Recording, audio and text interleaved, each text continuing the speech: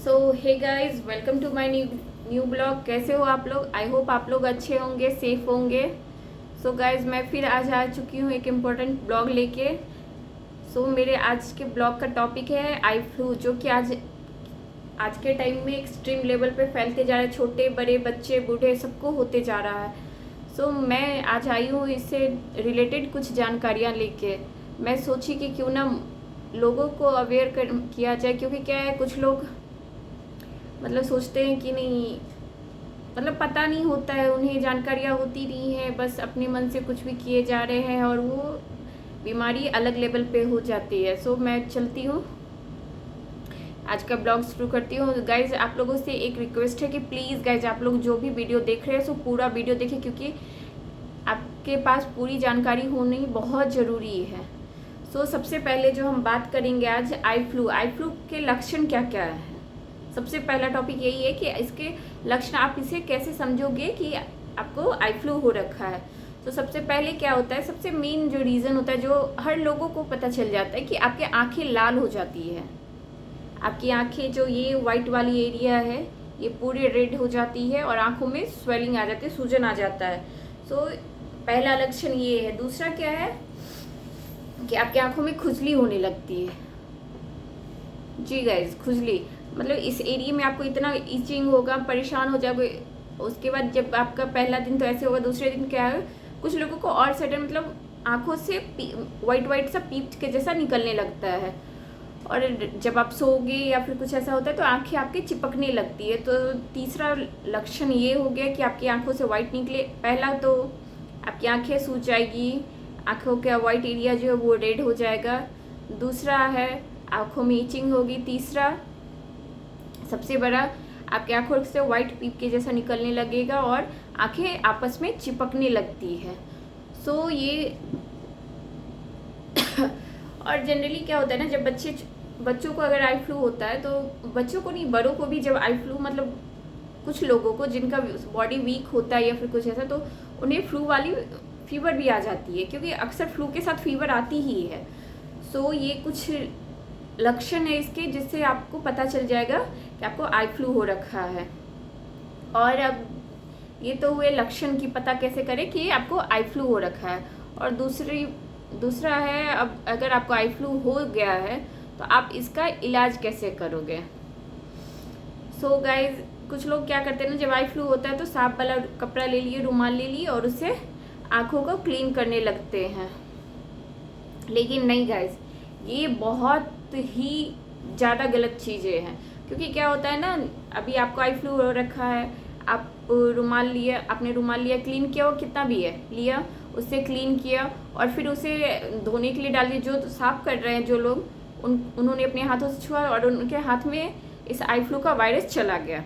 हो सकता है मे बी उनको भी हो जाए। तो ऐसे नहीं करना चाहिए। आप क्या कर सकते हो, अगर कुछ लोगों के मन में सवाल आ रहे होंगे कि ये क्या बोल रही है, अगर रुमाल से नहीं क्लीन करूँगी तो कैसे। गाइज, आप टिश्यू का यूज़ कीजिए, वो भी एक टिश्यू एक आंखों के लिए, दूसरी टिश्यू दूसरे आंखों के लिए। क्योंकि क्या होता है, आप टिश्यू से अगर क्लीन करते हो तो टिश्यू को फेंक दे रहे हो, तो वो किसी के टच में नहीं जा रहा है। कोशिश, ऐसे साफ सफाई की छोटी छोटी चीज़ें हैं जो करने से आप थोड़ा सा लोगों को बचा सकते हो इस फ्लू से। क्योंकि आपके लिए, आपको हो रखा है, आपको तकलीफ है, उसके बाद किसी दूसरे को हो जाए तो वो चीज़ें बहुत गलत है ना। आपको हमेशा ये ध्यान रखना चाहिए कि अगर मुझे तकलीफ हो रही है तो प्लीज़ ये तकलीफ दूसरे किसी को नहीं हो। ये हो गया है पहला। दूसरा क्या है, इस टाइम पे आंखों में खुजली बहुत होती है, तो प्लीज़ गाइज, खुजली होने पर इस आंखों को रब मत करो। हो सकता है रब करने की वजह से और ज़्यादा हो जाए। या फिर बार बार आंखों को टच मत किया करो। क्योंकि क्या होता है ना, बार बार आप, जनरली क्या है, ये सूजन है, ठीक है, इच हो रहा है, इसे रब कर रहे हैं, ये दिक्कत है, आंखों में ऑलरेडी रेड रेड हो रखा है, इसे रब किया, फिर दिक्कत हो गया। और दूसरा जो मैं बोल रही कि बार बार टच नहीं करो, वो मैं इसलिए बोल रही क्योंकि आपके आंखों में फ्लू हो रखा है। आप डॉक्टर से जब भी मिलते होगे तो आप लोगों को पता होगा कि फ्लू होने के बाद डॉक्टर बोलते हैं कि सेफ्टी का ध्यान एक्स्ट्रा करना चाहिए, एड ऑन सेफ्टी होना चाहिए। आपको फ्लू हुआ, आपने आंखों को टच किया, फिर जाके आपने किसी सामान को टच कर दिया, आपने हैंड वॉश किया नहीं, बैक्टीरिया आपके हैंड पे है, वो बैक्टीरिया जाके दूसरे सामान पे अटक गया, वहाँ किसी ने फिर टच किया और उन्होंने अपने आँखों को टच कर लिया, तो फिर यही बैक्टीरिया वहाँ पहुँच गया। तो ऐसे सर्कल चलते जाता है और लोगों तक ये फ्लू फैलते जा रहा है। तो मेक श्योर करें कि ऐसा ना करें। अब गलती से हो जाता है तो कोई बात नहीं है, लेकिन कोशिश करनी चाहिए। कोशिश करना मतलब हमारा हक है यार। और तीसरी चीज़ें जो है इसके ट्रीटमेंट के लिए, वो है आप काले चश्मे का यूज करें। ये तो सब लोगों को पता है, आई फ्लू होता है तो काले चश्मा पहनना ही पड़ता है। और इस टाइम में जब आपको फ्लू हो रखा है तो गाइज प्लीज़, जो लोग लेंस लगाते हैं उनसे एक अपील है कि प्लीज़ आप लेंस मत लगाएं, क्योंकि ये हो सकता है आपकी किसी और बीमारी को जन्म दे दे, आपके लिए आगे दिक्कत हो जाए। तो ये हो गया चौथा कि आप लेंस का यूज़ ना करें। अब अगला है कि कुछ लोग क्या करते हैं ना कि जब आपको फ्लू होता है, आइस फ्लू होता है, तो या तो मेडिकल शॉप पे जाते हैं, उनसे दवा ले लिया, अपने मन से किसी को हुआ उनसे पूछ के फिर मेडिसिन मंगवा लेते हैं और उसे यूज़ करने लगते हैं। प्लीज़ गाइज ऐसा मत करना, क्योंकि हर किसी का केस अलग अलग होता है और अपने मन से ऐसा करना मतलब आपके लिए हो सकता है आगे चल के दिक्कत करे। सो प्लीज़ आपको जब आई फ्लू होता है तो खुद से मेडिसिन ना लें, डॉक्टर के पास जाएं, डॉक्टर को दिखाएं और उसके बाद वो जो आपको एंटीबायोटिक या जो भी दे रहे हैं वो लेके, आँखों के लिए भी एंटीबायोटिक आता है, सो वो सब जो भी वो आपको प्रिस्क्राइब कर रहे हैं वो आप लेके फिर अपने कंटिन्यू करो अपने मन से, या फिर किसी मेडिकल शॉप वाले से। मेडिकल शॉप वाले को भी सारी चीज़ें नहीं मालूम होती है। सो प्लीज़ गाइज बिना डॉक्टर से पूछे आप कोई भी दवा ना लो, ये मेरी एक रिक्वेस्ट है।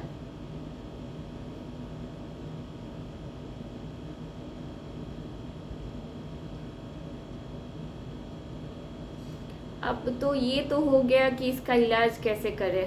तो इसका इलाज छोटे छोटे टिप्स है जो आप ये फॉलो करोगे तो खुद ही सेफ हो जाओगे। और इससे बचने का अब अगला टॉपिक तो यही है ना कि इससे बचे कैसे। सो गाइस इससे बचने का सबसे बेस्ट वे है कि अब इस टाइम में जब फ्लू चल रहा हो तो प्लीज़ सैनिटाइज़र का यूज़ तभी करें जब आपके आजू बाजू में पानी अवेलेबल ना हो। आप हैंड वॉश नहीं कर सकते, उस जगह पे आप सैनिटाइज़र का यूज़ करो। अगर आप घर में, ऑफिस में या कहीं भी हो जहाँ पानी अवेलेबल है तो वहाँ जाके आप सैनिटाइज़र का यूज़ मत करना। वहाँ आप हाथों को किसी माइल्ड से हैंड वॉश से हैंड को वॉश करो और सैनिटाइज़र से दूर रहो। अब जहाँ आप नहीं कर सकते हो, हैंड वॉश पानी अवेलेबल नहीं है, तो वहाँ क्या करोगे, तो वहाँ आप सैनिटाइज़र का यूज़ करो, कोई बात नहीं है, सेफ़ है, लेकिन कम करो। अभी जितना पानी और सोप से जितना हैंड वॉश करोगे वो ज़्यादा बेस्ट है। दूसरा है आप आँखों को बार बार ना छुए, क्योंकि जब भी आप मतलब ये फैलता आँखों को टच करने, क्योंकि बैक्टीरिया आपके हाथों से ही आँखों में जा रहा है, किसी भी सोर्स से जाए, अब किसी लोगों से मिल रहे हो, फ्लू वाले लोग से मिल रहे हो, या उसने किसी सामान को टच कर रखा है वो टच कर रहे हो, तो इस तरीके से फ्लू आपके हाथों के द्वारा ही जा रहा है। सो अपने आँखों को बार बार टच मत किया करो गाइस, और अगर टच करना है तो हैंड वॉश करके उसके बाद टच करो, ये बिल्कुल सेफ है। सो ये हो गया। तीसरी चीज़ें जो है, आप पानी से आँखों को बार बार ना धोएं। वैसे भी डॉक्टर बोलते हैं कि कुछ लोगों को होता है कि आंखों में जलन हो रहा है तो बार बार पानी मारे जा रहे। नो गाइज, ये सेफ नहीं है, क्योंकि पानी में भी बैक्टीरिया होता है, हो सकता है वो आपकी आंखों को इफ़ेक्ट करे, उससे भी फ्लू हो सकता है। क्योंकि बारिश में तो आपको पता ही है कितनी सारी बीमारियां अपने साथ लेके ही आना है। वो कॉमन सी चीज़ें हैं जो हर हमेशा से लोग लिए आ रहे हैं, लेकिन यही है इस साल बहुत ज़्यादा है। सो प्लीज़ आँखों को पानी से भी मत धोना बार बार। ये तीसरी चीज़ हो गई।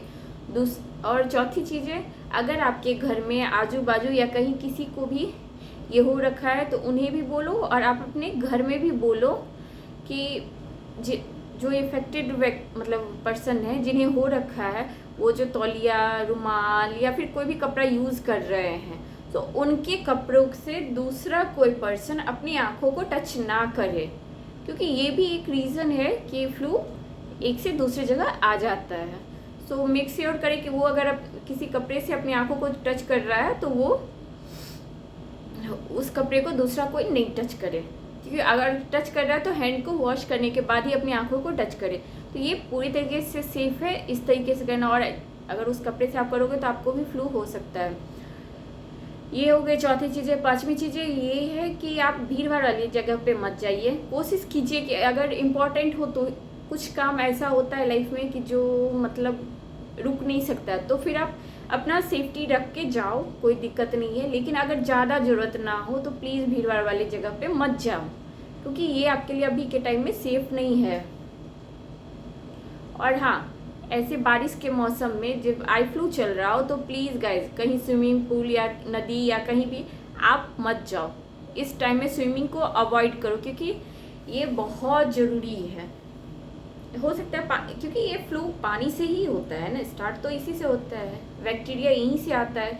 सो मेक श्योर करो कि इस टाइम में स्विमिंग को अवॉइड करो। अगर आपके घर में बच्चे भी हैं, क्योंकि होता है छोटे बच्चे स्विमिंग का शौक रखते हैं, तो उनके लिए प्लीज़ अभी अवॉइड करो, एटलीस्ट रेन सीजन में, ये ज़्यादा बेटर है।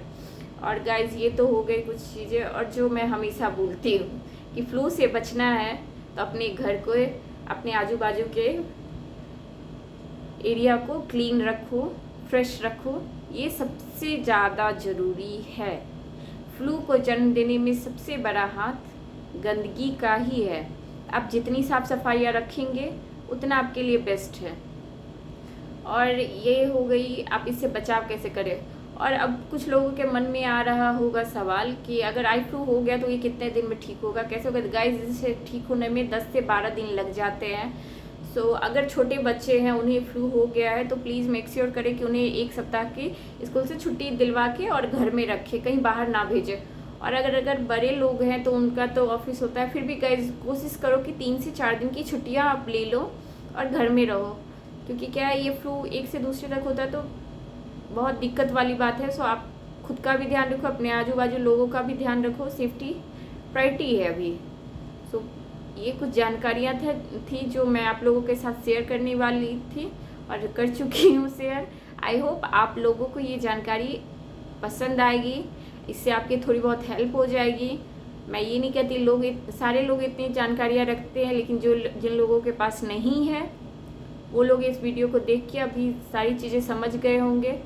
सो प्लीज़ गाइज अपने अपने घर वालों के आजू बाजू के लोगों का भी ध्यान रखिए, क्योंकि सोसाइटी में हमारे आजू बाजू के लोग भी हमारी जिम्मेदारियां हैं, क्योंकि अगर उन्हें कुछ हुआ तो फिर हम भी सेफ नहीं रह सकते। फ्लू एक से ज़रूरी नहीं है कि अब ये मेरे बगल का है तो उसे हो गया तो मुझे नहीं होगा, नहीं, ये आपको भी हो सकता है। सो खुद के घर वालों का, आजू बाजू के लोगों का भी ध्यान रखो, और सेफ्टी प्रायोरिटी है इस।